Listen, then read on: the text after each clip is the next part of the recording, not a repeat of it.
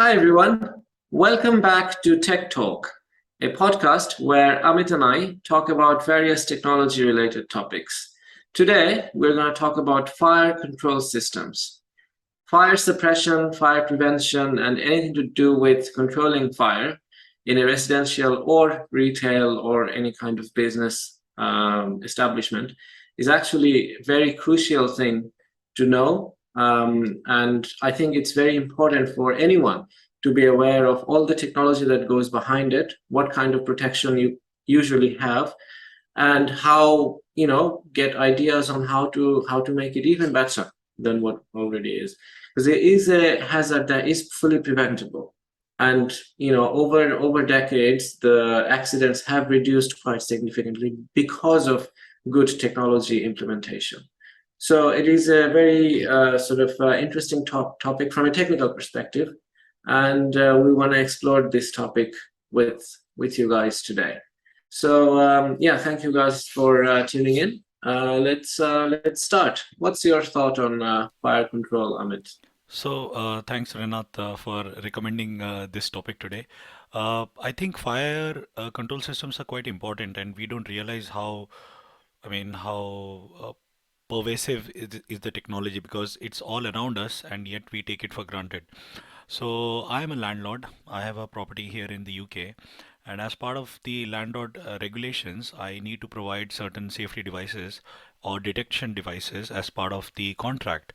And some of the devices are like a smoke detector, carbon monoxide detector, and many other things. And I need to make sure that all the gas appliances, which are many, and we can talk about it later, needs to be certified every year so that they are safe for use. So yeah, so I think especially in this country, especially in UK, I think I find it very interesting that they have a very good and strict regulations around controlling fire because we use a lot of devices. So yeah, it's I think it's a very interesting topic to discuss.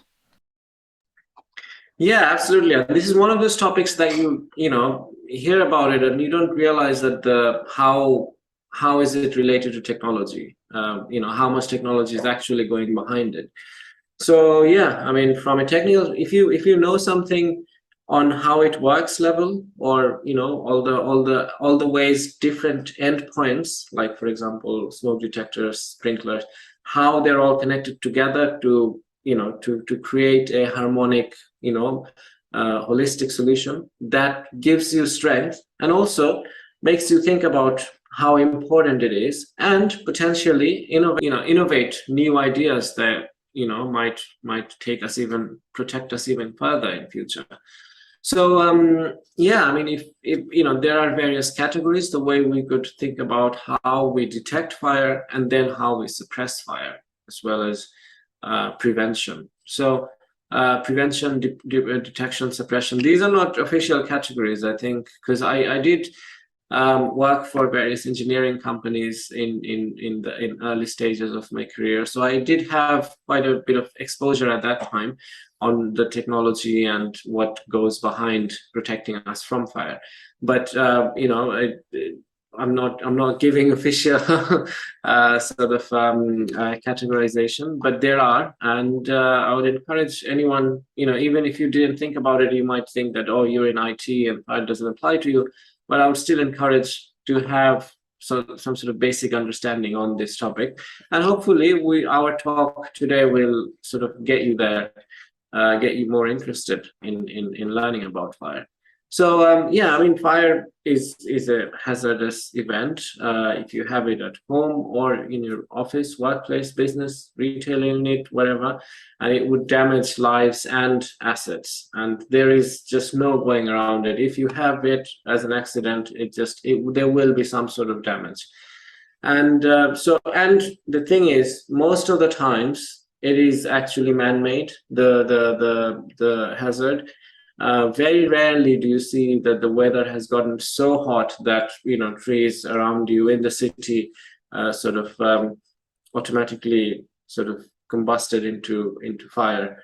That happens very, very rarely in very rare areas of the world. I think Australia is kind of Yeah, notable. wildfires in Australia, wildfires in US, and this time we Yeah, had some wildfires in the UK for the first time. yeah, but that's the key thing is those are wildfires though, because they happened in the wild, although they're still, No, you but know, it's due to the rising temperature because everything has yeah. dried up. It was very But easy does it for happen? Does it happen in the city area, like residential or so where city people are? area because there is nothing much to burn. Like you don't have any trees or that many shrubs or dry grass. Yeah, It's very difficult to get fire until unless there is an explosion or gas leak, etc. absolutely, absolutely. So, yeah, I mean, if it happens in the wild, obviously we have our firefighters who would, do their best to control it or suppress it, whatever. But what we want to highlight or focus today is the ones that are man-made, because in city area or in residential, wherever people are, they usually you have less of a natural fire by natural causes, but most of the time it is usually man-made reasons. And if it is man-made reasons, then we could also categorize it, do a risk assessment beforehand, and also take necessary precautions to prevent it from happening. So that's how that's kind of the thought process that goes on when engineers are designing a fireproof or fire safe establishment. So I mean you might have more sort of methodical knowledge on this, but yeah, I mean you first want to prevent. You have to have fire prevention, detection. If it happens, then you want to detect it quickly, and then suppression, that even if it does happen, it is detected, but it doesn't spread very well, so it is contained. So these are some of the three main key areas where you want to sort of think about controlling fire. I think, Rinat, you have covered it very nicely that yes, there Mhm. are prevention, detection, and suppression. I think it's like with any other thing, any bad thing in life. Like if you want to be fit, so you want to prevent falling sick in the first place. Then if you are falling sick, then you want to detect it. So you do blood tests and you do other things. You do go for diagnosis, and then in order to suppress, you take medicines or you do exercise, etc. So it's the same principles. I think you have followed and you put it very nicely.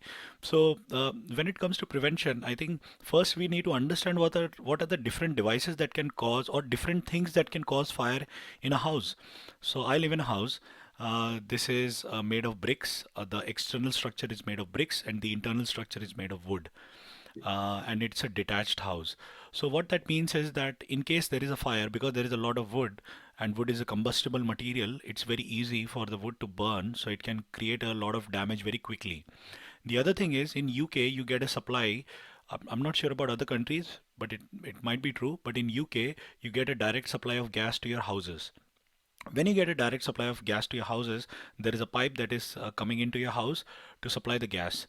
Normally, the devices that consume the gas is your heating system, where you have a boiler, a gas boiler normally, and that consumes. Then you might have a gas stove on which you cook, or you might have a fireplace. So old Victorian houses have a fireplace. The new build houses in UK don't have a fireplace, and the new build houses also have a electric stove instead of a gas stove.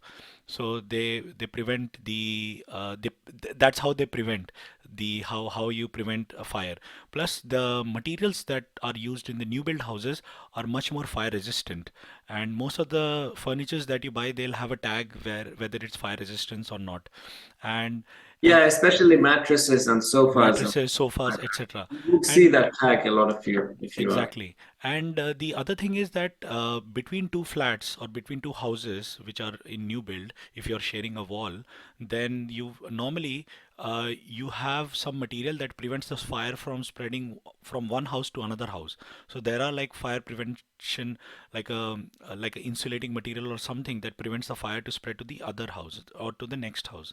And recently we had this problem in UK where because of some cladding which is combustible that was used in some of the flats, like one flat caught fire and then it burned down the whole like couple of floors in UK, which is called the Grenfell Tower, and it was a huge fire disaster. And it just like something got burnt in the house because of some reason, and then because of the cladding which is there in between the walls of the two houses which is combustible, then the other flat started catching fire.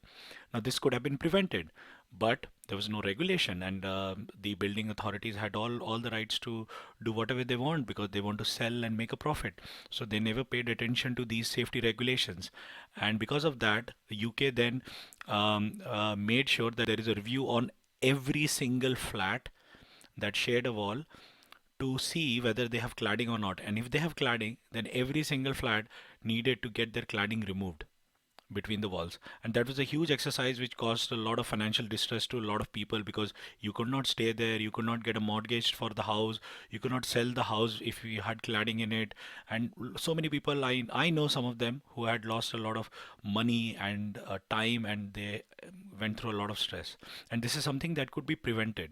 So I think the first topic that you mentioned, prevention, I think this is something that government and public they can do and take part to make sure that yes, we prevent it.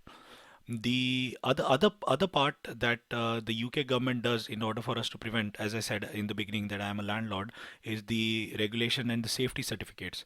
So you have the gas safety certificate and the electrical safety certificate. Now remember, fire cannot happen just because there is gas. It could happen from an electric short circuit as well.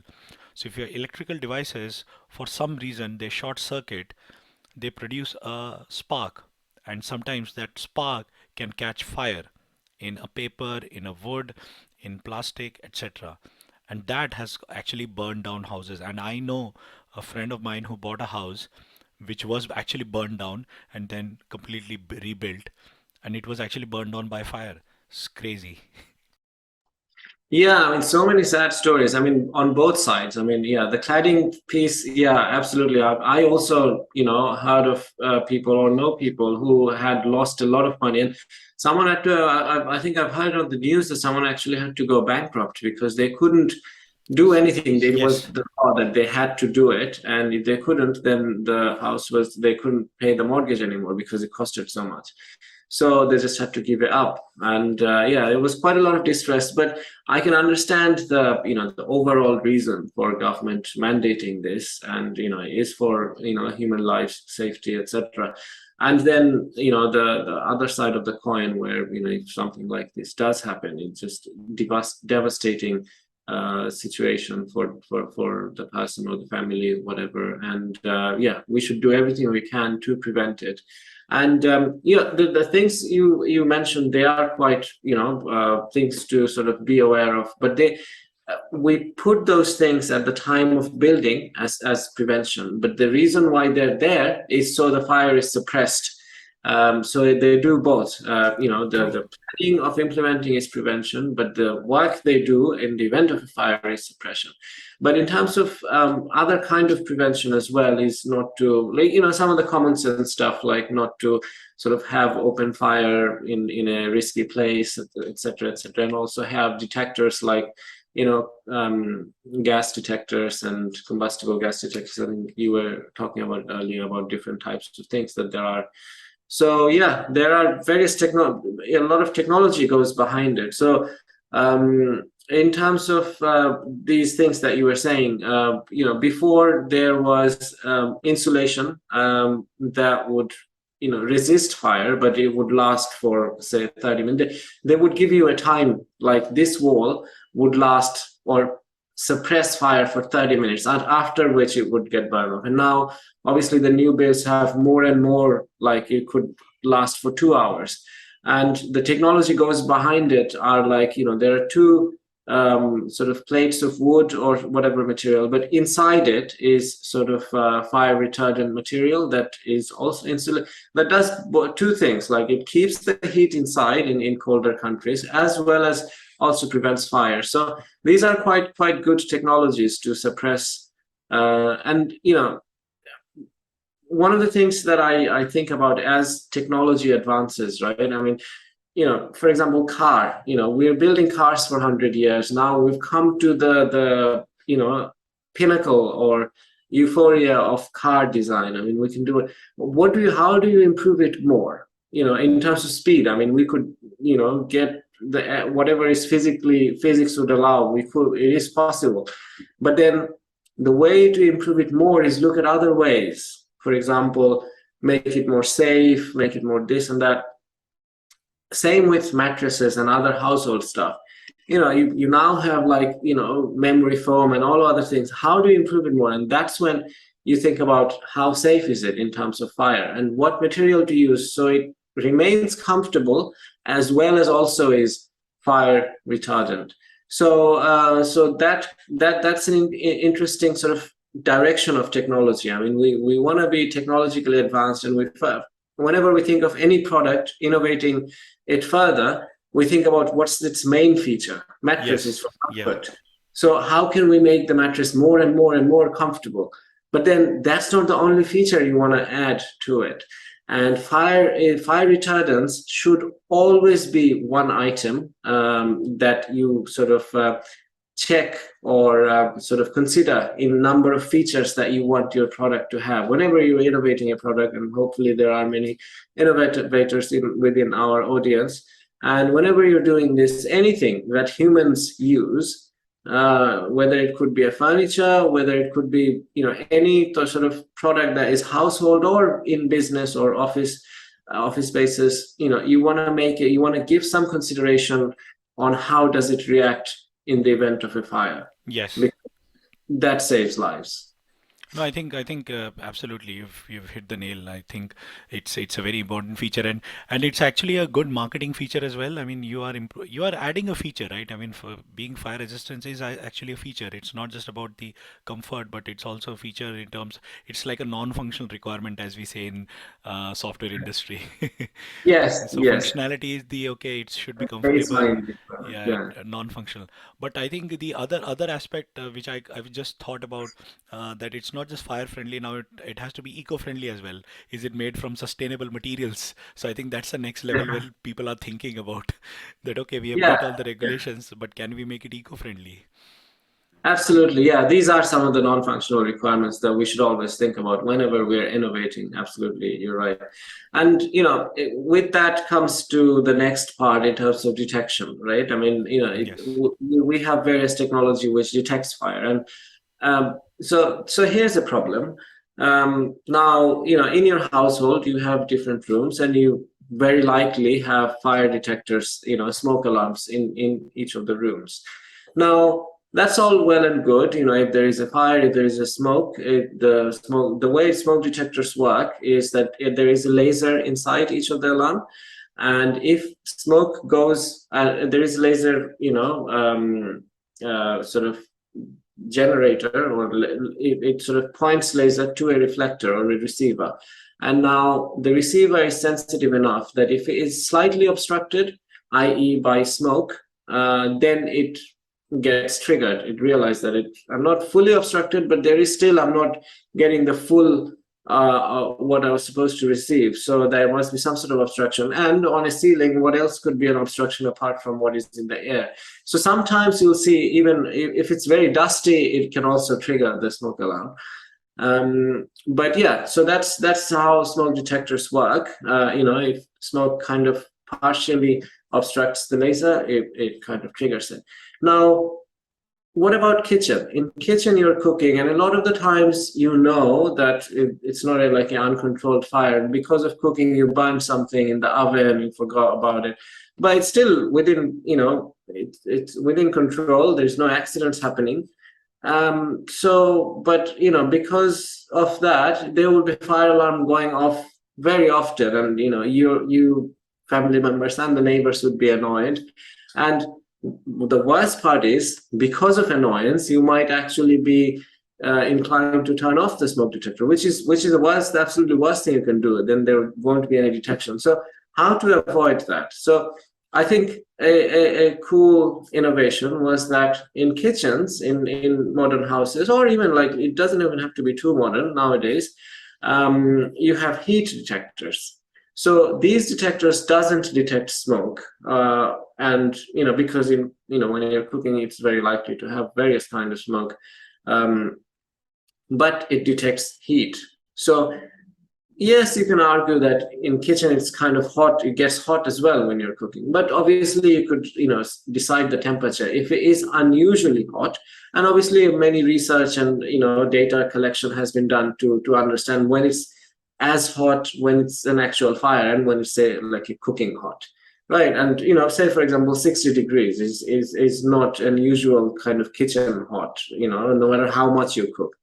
So, so heat detectors could start going off if it detects 60 degrees, because if there is an actual fire uncontrolled, it's very likely that it would reach that temperature. So that's how that problem was solved. And there are many other problems still exist, although there are many innovations that we'll talk a bit more about. But yeah, I mean, think about these household problems that we might face every day. And then if you have an innovative idea, please do sort of shout out to the world, and let everyone know, and hopefully that would make a great positive change. Absolutely. I think, yeah, I think I didn't know about smoke detectors. I have so many detectors in my house, and I didn't know how they worked. So thanks so much for that, Renat. And yeah, I didn't know about this heat sensor. I know about smoke detectors, but I've never seen a heat sensor. So I think I've seen that in your house, and I think that is pretty cool technology. Like, because yes, it does. Especially I'm from India, and in Indian cooking, you do you do tend to. I mean, there's always a little bit of oil sprinkle, and then a smoke that comes out from the cooking that we do, and a lot of like rich smell. But of course, that gets detected as smoke and it triggers the alarm, and you have to always turn it off or remove the battery. And then but thankfully, we used to always put the batteries back once we finished our cooking, because yes, absolutely, you should never disconnect your smoke detectors. They are for your safety. In case something happens, they prevent. They make sure that you are alerted right on time before anything bad happens. And I mean, it's strange that we just talked about cooking, but sometimes what has happened is, I mean, I'm not cooking. We just left rice to boil, and we are upstairs, and the rice boils, the water evaporates, and then the rice starts sticking to the surface of the utensil, and then it starts burning, and that creates a smoke, and that causes a trigger. And then we're like, oh my god, shit, we forgot to turn off the gas because the rice was boiling. And it has happened so many times with me. Yeah, and that's actually a good detection as well. Even though it wasn't fire, it kind of detect. I mean, if you left it, if you forget about something, you could forget about it for hours, right? And if you actually Exactly. left it for 2 3 hours, that could actually start eventually a fire somehow. But so those are actually not just annoyance, but those are actually times it saved you from It's a saved, potential danger. absolutely. I mean, Yeah. imagine if the rice burned, then the next thing is the vessel would melt or burn, and then the gas that's coming out, it would start. Maybe it will get obstructed. There is a obstruction, and that could cause an explosion. So yes, so Absolutely. that saves your life. So absolutely, never ever turn off the smoke detector, because you don't know what will trigger a smoke. Absolutely. So these are some of the detection sort of technologies that are there. There are many others as well. There is this carbon monoxide. I think Yes, one of the silent killers is the carbon monoxide. With the smoke and all, you can smell it and you can see it. It burns your eyes. It makes it teary, and then it's a very disgusting smell, and you start coughing, etc. So you know that okay, there is a smoke. But with carbon monoxide, because it's odorless and colorless, the problem is you can't actually see it and you can't actually smell it. So it's actually even more harmful. So in UK, as per law, any fire appliance, so be it fireplace, gas boiler, or your electric gas stove, then or if you have a gas oven, so normally they are close by. If you have those appliances, then you need to have a carbon monoxide detector near it, because carbon monoxide, it when it happens, you'll not be able to detect it. I mean, it humans can't absolutely detect it. is a silent killer, and it's just so dangerous because you wouldn't even know that. Exactly. And normally, Uh, what happens is when you're sleeping, that's when it normally. The reason is carbon monoxide. Normally I think it results from incomplete combustion, and also like if you have closed house where you don't have proper ventilation over a period of time, the carbon monoxide concentration in air increases, especially in cold in cold Exactly. In countries environment. like UK, Yes, everyone closes, shuts their doors and windows, exactly. and especially when sleeping too. And nowadays, with energy prices, prices going up to conserve the heat, the people would be doing that even more.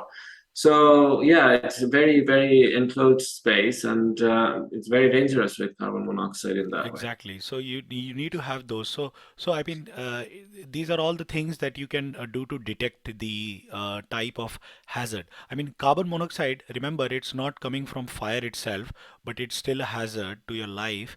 It can come from an incomplete combustion, and it can come from a gas leak as well.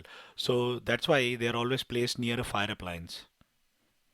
And another sort of relevant point is that gas, actually, the gas that we use for cooking, that's also naturally is odorless, but Yes. they put that smell in there, so as humans, we can detect or identify if there is a gas leak. True, true. Yeah, so that's also a bit of interesting prevention technology or detection technology that is there for us. But yeah, it's good to be aware of these things so we can detect it better. Yes. Um, Moving right. on to the suppression technologies then.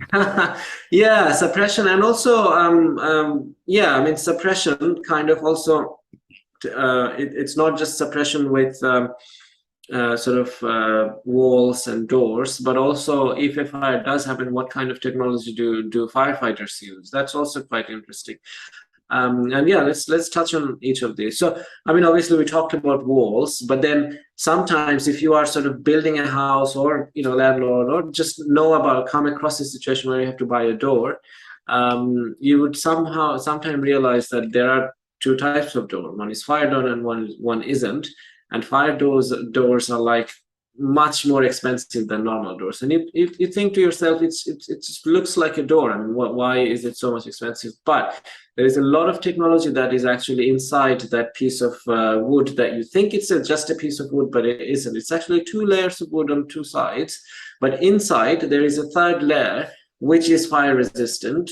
And it also gives you time, like this door will sort of keep the fire suppressed for 60 minutes, 90 minutes, etc., etc. And because based on that, it is also the prices vary as well.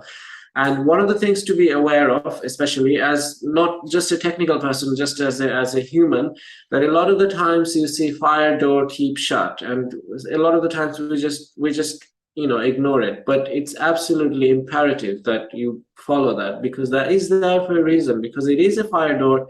It is put there as the whole building was designed. When an engineer or an architect designs the whole layout of the building, they actually plan that, okay, all of these points are where a fire can start, and how am I gonna put doors and walls to isolate each of those areas, right? So each of those fire doors are not just randomly put there; they are put there by design to prevent a certain source of fire, whatever. So a lot of the times I see in offices, as we do, fire doors are kept open with a wedge, because there is a lot of foot traffic, or but you really absolutely shouldn't be doing that. It's actually, I think it's also by law you're not supposed to do that anyway. But yeah, I mean, by law, as well as for safety, to understand the seriousness of it, it is there by design, and not just a lot of people have put a lot of thought into putting that door there to make sure the fire is prevented. So please do follow that whenever you see. And you'll see that these doors usually also come with the auto close feature, so you don't even have to make sure it's closed. You just don't obstruct it. So Yes, uh, I've seen that. yeah, yeah, I've yeah. seen that, and it's interesting that you mentioned this because now I realize that in cinemas, in shopping malls, you have these fire exits, and they are actually for our safety. Normally they are not. I mean, if you have lifts in the building, and because if you get caught in fire, lifts are not the place to go, so you better use a staircase. And normally those fire doors are there for a reason, and they always say don't obstruct the door because it's a fire. In case there is a fire and in case something is blocked, no one can open the door and no one can then safely escape out. So yeah, I think you raised a very good point, Rinat, that yes, they are there for a reason and it's been designed in a way so that they can quickly evacuate people from the building. safely. Yeah, as well as also it suppresses the fire. So the fire can't pass through that door. And also it blocks the oxygen. So these are some of the things that are taken Yes. into consideration. So because the door is closed, the fire inside doesn't get enough oxygen. So it kind of calms down in without being able to feeding on oxygen.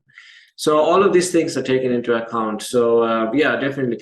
Now, obviously, that's the door, and we talked about other ways. There are sprinkler systems that a lot of you probably would have seen in cinemas, because in fire drills they don't usually go through the sprinkler system test. Well, even if you're in an office, sometimes you have weekly fire drills or weekly or monthly, and you see you do the whole routine of going out into the fire assembly point, but the sprinklers are very rarely used because that would be quite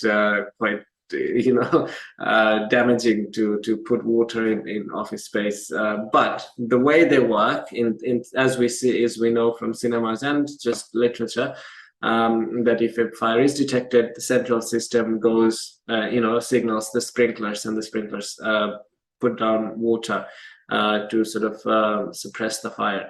Now, the thing to remember is these sprinkler systems have a separate electricity line. So the smoke detectors and all the detectors and the whole anything to do with fire equipment, they're not connected to the electricity that you use for lights and to power your computers or whatever. They have a completely separate isolated line, which are more fire resistant as well. So your signals are more likely to work in case of a fire. So that's also a separate bit of technology that goes into fire prevention. I Speaking didn't of know that. Wow, I didn't know that they have a separate electric line because I thought that you have a fuse box. But you're right. I mean, at home, normally the smoke detectors and carbon monoxide detectors are battery operated. So you just change the battery Mhm, when it dies or it's about to die, and normally it creates a small beep, so you know that the battery is dying. And mhm, in my house, we have a like a fuse box, and that fuse box, what it does is, suppose there is a like a electric short circuit or there is a extra voltage going through the circuit, it automatically trips it, so the electricity is stopped.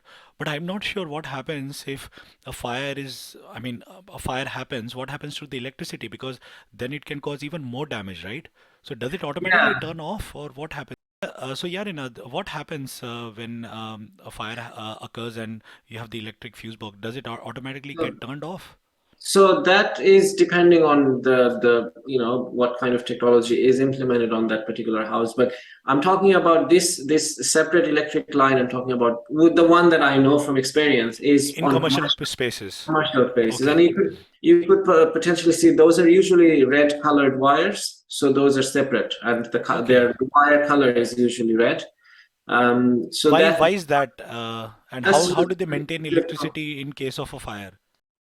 So that's is maintaining electricity is not very important. It's actually better to turn off electricity because, as you said, the sparks could, but you still want the sprinklers to work and all the detection systems to work. So that's why you just want a separate, like a separate skeleton of just the necessary bit which would work in the event of a fire. So that's what it is. It's not it's a, there, for a feedback system to work, the detectors would feed Yeah. back to the central system, and then central system has to do something about it. It's not just the sprinklers, that's something we see, but the HVAC system, the heating, ventilation, air conditioning, all of these systems in big commercial buildings, all of these things are controlled and they react in certain ways. For example, they stopped bringing in more oxygen, and there are various things, preventative measures based on the building and the designer. They do, and so those responses needs to happen, and for them to happen, you need electricity. So that's why there is a separate one to facilitate this kind of I situation. can imagine because see, imagine if the yeah, if I mean, So there are sensors that detect there is a fire. It sends to the control system. The control system then has to send a signal to the hydrant system to trigger the sprinkler. But maybe what happens is that the signal goes and then it stops. Or maybe they stop the electricity after that because the system is activated, and then you can just Mhm. release the water based on water pressure. I don't know how That, it that, works. that could be a series of, the fire Switches. engineer decides what would be the best course of action in that particular for that particular building. So that what you just said, that could be a common course of action that is Yes. taken. Depending on, some buildings are half underground, half overground. There could be so many designs of buildings. So based on that, the fire engineers take different course of action with different priority, and also based on which part of the building the fire is. So yeah, another point when we're talking about fire drills is the fire assembly point. This is not necessarily a technical point, but I would use this opportunity to tell the audience, just think about it. If you decide that you have a very important meeting with abroad, in a different time zone, and then the fire drill is happening and you decide not to go, what happens in a fire drill or in the event of an actual fire? The fire marshal would count, they would see the log of everyone who entered the building at the time of entering a commercial space. In an office, you sort of punch in your sort of badge, etc. So they have a record of everyone who is inside the building. If not, by all the minute details, but the name or at least a count of people, that this many people are inside the building, and everyone has to meet at the fire assembly point. I just want to invite you guys to imagine the scenario, and this happened in real life, actually more than one times, that someone decided that they're not going to come out because the fire is far away in other corner of the building. But because of that, the fire marshal couldn't get a count, and they realized that someone is inside. And then firefighters went looking for him, took more risk because of it, and gave their lives. And now you think about another even worse scenario, is that you thought that, okay, this is a nice break, I want to go for a coffee in Starbucks rather then come to assembly point later.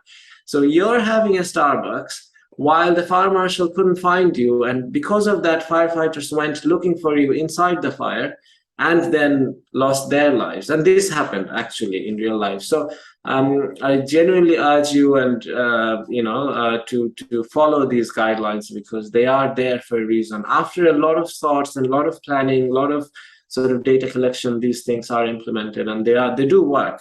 I mean, if you go decade by decade, the number of fires events, how they're suppressed, number of people harmed, you will see a clear relevance in terms of how they were reduced. So they do work. They're not for just control you. Wow, that is actually scary. And I've been to fire assembly points, and it's, I mean, yes, in a fire drill it's fine because, but it's also the loss of time, because see, so many people are now blocked. They cannot enter the building till they actually figure out what happened to the actual count. And it's also to make sure that you remember what needs to be done in case there is an emergency. So it's actually basically, it's like training the herd. You're training the herd to know where to go in case of an emergency. Like, how do you open the door, where is the staircase, how do you exit the building, where is the fire assembly point, etc. So yeah, I think Rinat, you've raised a very crucial point. Like, people take it very lightly, but it should not be. There are rules and guidelines for your protection and for others protection as well. And firefighters, they risk a lot of their lives and they don't even know you, and they're risking their lives for you. That's a Absolutely. huge shout out to all the firefighters in the world, that you guys do a amazing job. And yes, there are some people who are selfish, but there are many others who care about their safety. And yeah, we know that you're fighting for their lives. Absolutely, wholeheartedly second you, Amit, on this. Yeah, they are doing God's work, and right. So yeah, so we've talked about prevention, suppression, detection, No, but there all. is one more system that I think you have missed, and that is a fire extinguisher. Yes, yes. So, yeah, I mean, if you have, knowledge on that, but the basic knowledge that I have is that just be careful to use. to identify what kind of fire extinguisher you're using for what kind of fire. So electric Yes. fire needs a different kind of extinguishing than wood fire, for example. And also you have different kind of extinguisher. Water or carbon monoxide is probably an Yes. extinguisher as well. Yeah. And then, there are different materials that are inside them, and depending on different kinds of fire. So be mindful of that. It's always, you don't have to memorize it. It's always written in the cylinder, so you can just read it. I know it's a panicky situation, but still it would make the situation a lot worse if you didn't take that 10 seconds to Yes, read. absolutely. And I think I have a fire extinguisher thanks to my previous owner, and he left the fire extinguisher in our house. So I know that it's a gas extinguisher. And as Rinat mentioned, you have to be very careful of what kind of extinguisher you use for what kind of fire, because suppose you use something to extinguish an electric fire, it can actually cause the current to pass through your body. It can be a conductor or whatever, and there could be many other hazards. It can actually create the make the fire even more worse.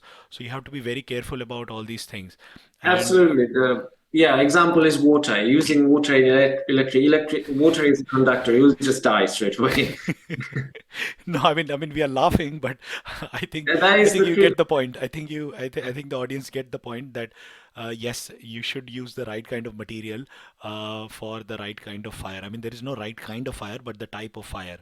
And then it's important to have an extinguisher, because sometimes I think that okay, I have a son, my wife is there, we three are there in the house. In case a fire happens, what do we do? Do we evacuate the house? No, but there are so many of our memories, our belongings in the house, so we don't want to just abandon the house and just run away for our safety. I mean, I would make sure that my wife and my son, they are safe before I rescue anything else.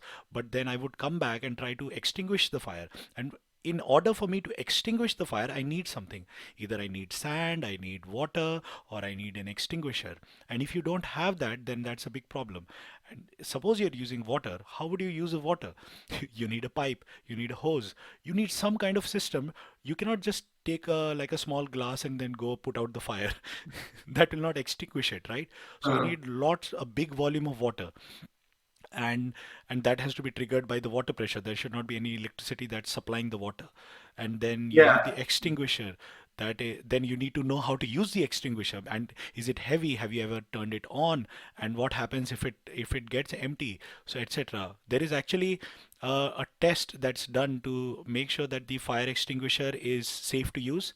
It has to be done yearly, so that the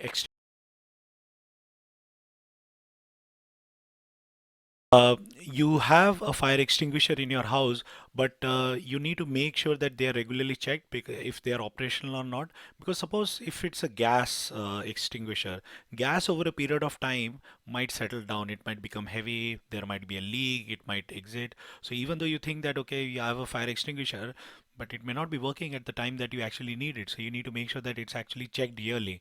And I think all these regulations, they are there for a reason, because people forget, and these are reminders like okay, don't forget, get it checked, so that in case of an emergency you can save your life, you can save your house, you can save your belongings. So yeah, fire extinguisher is one. And normally some people, they also have a sand pit, so you have some sand lying around in the house, and you can just use a shovel and you can extinguish the fire.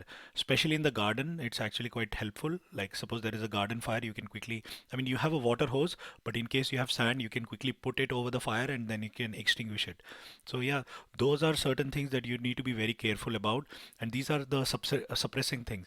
The other suppressant is normally metals. So normally most of the uh, wherever there is a fire involved, normally people use metal, because metal will not burn down as quickly as wood. It will get hot, but to reach the melting point, it requires a very high amount of heat. And by the time someone would figure out and they would try to extinguish the fire. So yeah, so I mean, metals are also, they can get very hot, but they will not burn down. So that's a good way, especially when you are outside and you want to light up a fire. Then it's better to use a metal thing rather than some plastic or wood or anything cheap. So that's why most of the barbecues are all metal. And the other suppressant is of water hydrant, which is there on the road. So suppose there is a fire in any building, so there is always a fire hydrant, a water hydrant, sorry, that has a separate supply that firefighters use in case there is a fire in any building. So I think those are That's kind of. I don't usually see them in UK, In do we? UK you don't, but then I think in America and I think UK I think I've seen them in the cities, the central London, Hmm. but not like where we live. Yes, because it's far open here, Yeah. so it's much safer. But in cities, yeah, they definitely do. Yeah, I've seen it in cities. Yes, and for our friends from the across the ocean, absolutely do not park next to a water hydrant is against the law anyway, and it absolutely it makes the life of a firefighter really difficult if they don't have place to park when it's an event of a fire, and also to have access to the water that they need to fight the fire. So yeah, please do follow the local rules. That one. I think yeah I think we have covered everything. One last thing is I would advise everyone to turn off the switches in their house if you're not using any electrical appliance. That's one of the safest thing that you can do because normally what happens is when you go to sleep and if there is a short circuit, then it can cause start a fire while you're sleeping. So it's always advisable to turn off all electrical switches when you're asleep, especially in the night. Most people don't have a habit, but it's actually a good habit to turn them off. Absolutely. I want to also add something that is a common mistake or that people can make in households. While you're cooking, if your oil catches on fire, do not put water to suppress that fire. It would actually go uncontrollable and Yes. spread everywhere. So if oil catches on fire, use a fire extinguisher which is designed for that, or do anything else, but do not put water in there. It just completely spreads the fire everywhere, and that would actually cause an accident rather than maybe just doing nothing would have probably been better. So yeah, that's a common scenario, but not a lot of people knows it. The best thing to do, as far as I know, is just put the lid on the pan that you're cooking. So if it's a fry pan or whatever pot, if the oil catches on fire, there is a lid, put the lid. Even if there isn't a lid, whatever lid is, larger than the pot, put that. It would just, start the fire with lack of oxygen, and it would come back to control. That is the best thing I know what to do. I know to do, but yeah, there might be even better ideas from others. That But is a yeah, very good tip, Rinat, because I would have never thought about that. Because you're right, whenever there is water in the pan and you try to put oil, the oil splits, it splats over. So if you try to put yeah, water, it would do the same thing. yeah. So yeah, you're absolutely right that never use water. So you need to know what kind of fire it is before you know what kind of extinguisher you need to use to extinguish the fire. Absolutely. I mean, we started, talking about fire control today to talk, give you understanding of fire tech. But I think a lot of it has been just precautionary and what not to do, and cautionary tales from us. But they are still important. But we did talk about various technologies that are behind it. Hopefully, you guys found it interesting, but also would kind of be more aware on how to be fire safe. Absolutely, and thank you so much again, Rinat, for recommending this topic. I think your experience speaks, and we have. I mean, I have learned a lot today from those things because yeah, I would have never thought of small things, small details that you've mentioned, and those are quite important to know, especially when you are living in a house and in case an emergency is far away, you need to be able to figure out what you need to do before the emergency arrives. So yeah. Absolutely, absolutely. Hopefully, audience would be helped by this, and I hope you guys would keep coming back to our next episodes. We are a lot more regular now, so hopefully you guys are tuning in regularly, and also do reach out to us. do reach out to us in if you have any questions, feedback, or if you'd like to join us as a guest. So yeah, our details are in every platform wherever you're listening or watching us. So yeah, thank you again for listening today, and hope to see you guys again next week. Absolutely. Thank you so much, everyone, and see you next week. Bye.